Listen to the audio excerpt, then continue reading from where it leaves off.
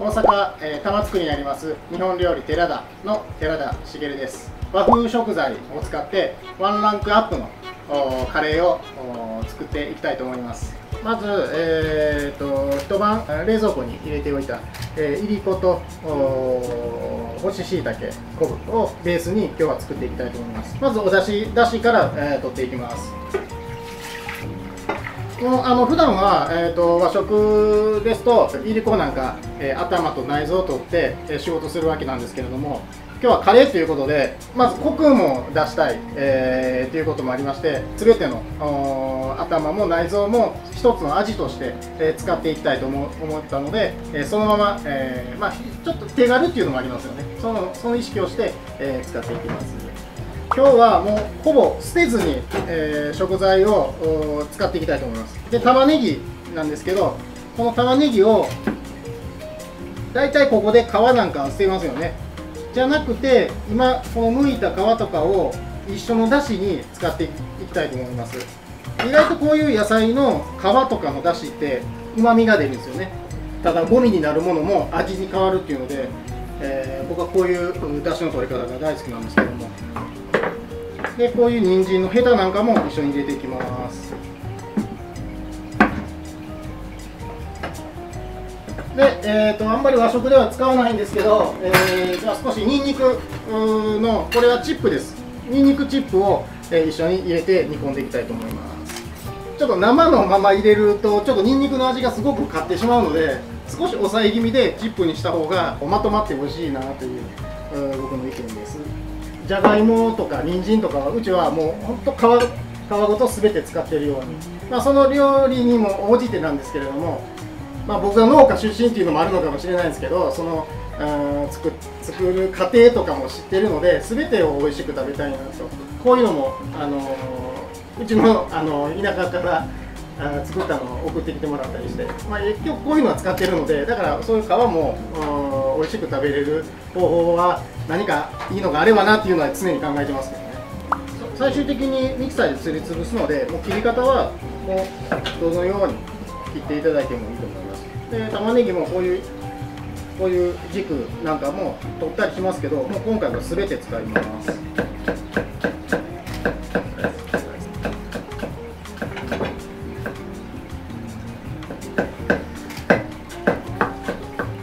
で、肉じゃがのように煮つけてからカレー作ろうかなとも思ったんですけど、今日カレー粉もシンプルなカレー粉は使いますけど、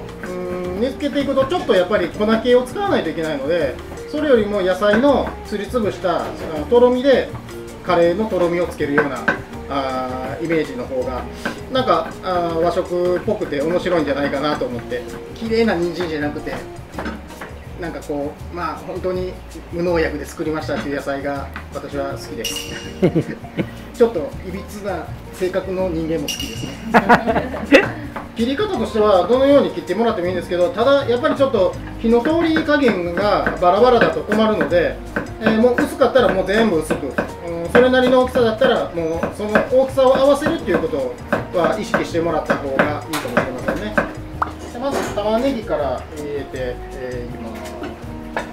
油はサラダ油。そうですね、はい。で一緒に全部入れてしまってもいいんですけど、ちょっと玉ねぎがなんていうんですかね、もうくたくたになってしまいますので、先に玉ねぎだけちょっとしんなりするまで炒めておいて、人参とじゃがいもを、しっかり柔らかくなるまで炒める。で最後に、混ぜ合わせて仕上げるっていう形でやっていきます。この辺でちょっと一回取り出します。素材の味とか言いながらバター使います。有塩ですか無塩ですか？有塩です。有塩ですか？はい。バターは普段の営業では使わないです。もうかつて使ったことのないニンニクとかバターとか。今回はじゃあイレギュラー。そうですね。でも全然使ってもいいと思いますしね。たっぷりですけど。だから火が通りやすいんで、このように薄く切ってもらった方が時短というか、早く火が通りますから、さっきみたいに薄切りがいいかもしれませんね。少し塩コショウしています。まあ、僕のメニューっていつもそうなんですけど、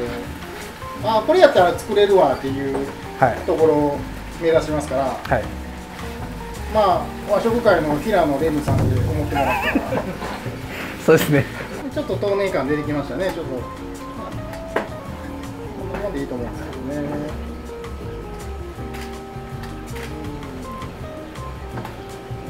近藤さんは家ではカレーは作りますよ。昨日の晩ご飯カレーでした。お、ちなみに何カレーでした？昨日は牛すじカレーでした。おお、はい、でここで一回バットにあります。そういうこと言えるようにしてこられる。いや、偶然です。いや。ああ、明日カレーの翔太郎が今日カレー作っといてくれよ。ない。まあ一日水に漬け込んでやってますので、比較的だしは早く取れますね。しっかり沸かして、下からこうアクを出して、そのアクを取りながら、こんなに綺麗にアクをしっかり取らないとっていうことはないと思います。でこのぐらいのこう沸き加減でしばらく30分ぐらいですね、炊いて、で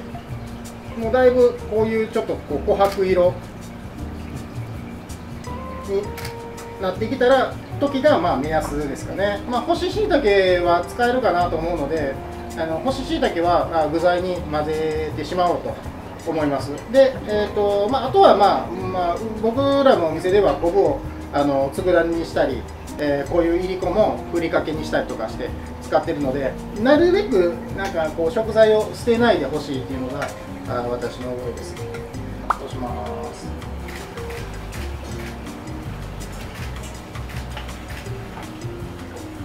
やっぱりね、ここでこのチップなんですけど、普通の生ニンニクだとちょっと強すぎるんですよ。あんまりニンニク強いと和風カレーからちょっと離れすぎるかなと思うんで、この乾燥チップだと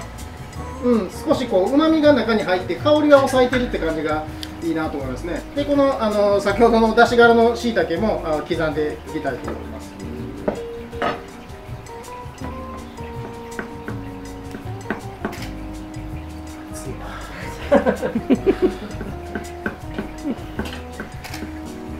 これを、そのままカレーのルーに入れてしまってもいいんですけど、一緒に潰していこうかなと思ってます。だしが程よく冷めたので、すり流しにしていきたいと思います。で今日は、フードプロセッサーで、を使っていきたいと思ってます。まあ、ミキサーでもいいですし、ミルでもいいですし、まあ、とりあえず、まあ、今日はこの量なので、一番手っ取り早いフードプロセッサーを使っていこうと思ってます。まあ、作業は単純です。先ほど炒めた、お野菜を、ただここに入れて、しいたけも入れて、で、先ほど作っただしを入れていく。ここでポイントなのは、こんだけのだしを入れてしまうとシャバシャバになってしまうので、もう程よく自分でこうどのぐらいかなって、この時に野菜を潰さないといけないので、水分が多すぎると潰れきれないっていうんですか。だから少しの量だけそのフードプロセッサーで潰すのを助けてあげるぐらいのだしの量にしてください、この時は。ですりつぶしてからまただしを加えてカレーを仕上げていきたいと思います。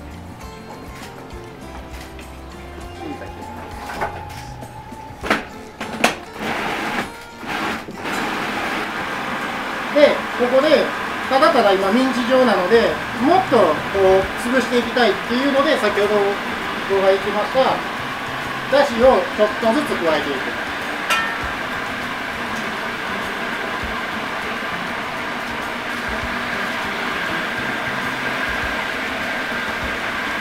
めっちゃ簡単なポイントなんですけど、意外と大事なことで、ここでたくさん入れてしまうと、その口当たりが全然変わってくるので、ちょっと気長にすりつぶしていくっていう感じで、今こういう状態ですね。この時にもうお好みなんですけど、ちょっと食感があった方がいいわとか、もう全然構わないと思います。潰さなくてもいいわって、もう全然構わないと思います。ある程度こまで野菜が柔らかくなってきたらそれなりにとろみがつくので、ちょっと離乳食っぽい感じですか。少し、僕はこれぐらいがいいと思いますね。で後でまた鍋で炊いていくので、それが潰れていい感じになると思いますね。これがベースですね。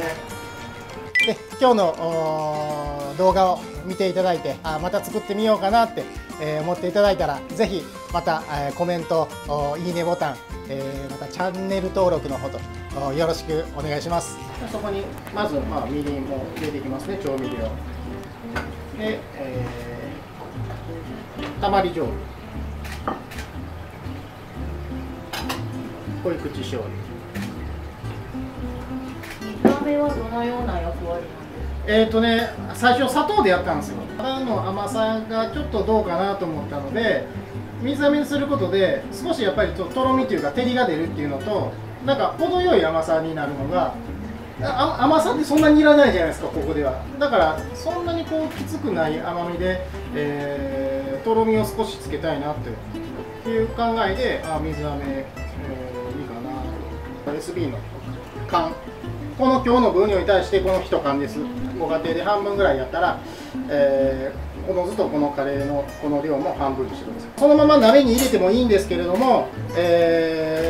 粉物を入れるときはそのまま入れてしまうとどうしても粉っぽくなってしまうので、ここで赤味噌とカレー粉をちょっと先ほど作ったお出汁で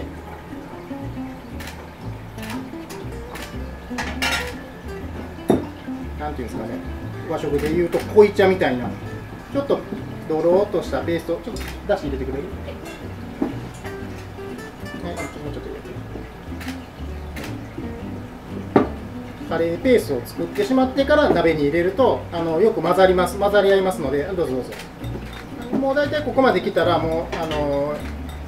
ざーっと入れてもらって、もう一杯ざーっと入れて。赤味噌は普段もコクを出したい時にお使いになるような。そうですね、はい。夏場のカレーっていうのもあって、ちょっとこう赤味噌の塩分を加えた方がこう体が欲するんじゃないかなと思って、でそれで、赤味噌を加えています。これでも白味噌の甘みが入っても美味しいかなとも思ったんですけども、その辺は季節に応じて臨機応変に作っても面白いかなと思いますね。でその先ほど溶いたカレー粉を投入していきます。ルーとかじゃない方がいいんですか？そこちょっとこだわったんですよ。ルーだと、ルーをここに多分入れると、もうここでそのとろみもついてきて、いつもの食卓に出てくるカレーになってしまうので、ちょっとここはこだわって、粉末のカレー粉だけを使って、でそのとろみは最初に説明したようなこのお野菜のとろみで食べてもらうっていう、こんな感じで先ほどの粉っぽさとかを取るために少し、10分15分コトコト炊いていただく。ここでその先ほどだしが登場です。ここはもう好みです。ちょっと緩めのカレーが好きな方、とろみの強いカレーが好きな方も様々だと思うんですけれども、ここでちょっとこのだしを投入して調節してあげる。いろんな野菜が入ってだしも効いてるので、次の日のカレーの方がなんかすごく美味しく、うどんにもすごく絡むので何でも万能にできるカレーだなと。で、今回このだし少し多めに合わせてあるのも、ここにちょっとお野菜を加えたいっていう時は、茹でたお野菜を一回ここのだしに漬け込んで味を含ませてから、このカレーの中に入れる、ないしご飯の上に、ブロッコリー、例えばブロッコリーでも乗せてからカレーをかけてあげると、なんていうんですかね、普段よりも見栄えもするし、そのだしを効いた和風カレーが完成すると思いますね。和風な感じですし、このちょっと辛めのカレーと、豆乳感のある湯葉を使って合わせて、湯葉カレーを作りたいと思います。生湯葉ですね、平湯葉とか言いますけども、ちょっともうこのまま食べれますから、ザクザクザクと乾燥湯葉でもいいと思いますね。お鍋の中にうちね、時々湯葉ご飯みたいなことをするんですよ。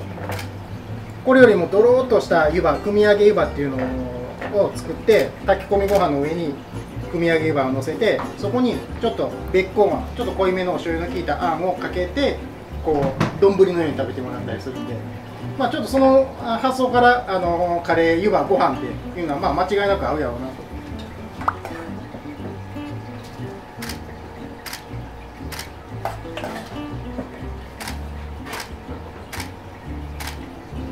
たっぷりいきましょうか。で和風湯葉カレーの完成です。ありがとうございました。いただきます。いただきます。カメラ目線やね、いくね。そうです。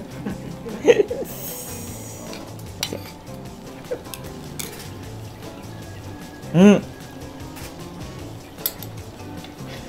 湯葉の食感と野菜の旨味、あとお出汁の香りと味噌のコクがあって。そこはどう思うから始まるんちゃうの、寺君。いきなり何タレントみたいなことを言うてんの。そうです。ちょっとあかんやあかんや、はい、食べ。もう一回やりましょう。はい、やって、もう一回、はい、食べて。いただきます。はい。どう美味しい。どうすごい美味しいです。ああ、湯葉とははい。湯葉すごい食感があって、あこのカレーにすごいあって美味しいです。美味しい。はい。ああ、よかったな。はい今度まかないで作ってね。わかりました。一緒にやってたから作れるよ、もはい。う。それアレンジ。うん。他、なんか、そうですね。何いく？魚介のああ、エビ魚介な。エビとかイカとか、はい、その魚介の旨味があれば美味しいと思います。じゃあ作ってよ、絶対作ってよ。はい。まあ、これをこう基本にベースに、いろんなことに、使っていただいたら、まあ、見ていただいている方もそうですし、彼らなんかもじゃあこうやってやったらいろんな、ロスなく食材を使ってまかない作れるんやって、思っていただいたらなんかこうやりがいがあるなというか、次のまかないに期待します。食べます。大阪天王寺区にあります玉造り、で、懐石料理をやっております。若手のスタッフばかりで、こと足りないことも多々あるかと思いますが、まあ、元気いっぱいでやってるお店です。お料理としてはすべて、お昼夜ともに、コースで、ご提供させていただいております。どうぞ皆さんご来店のほどお待ちしております。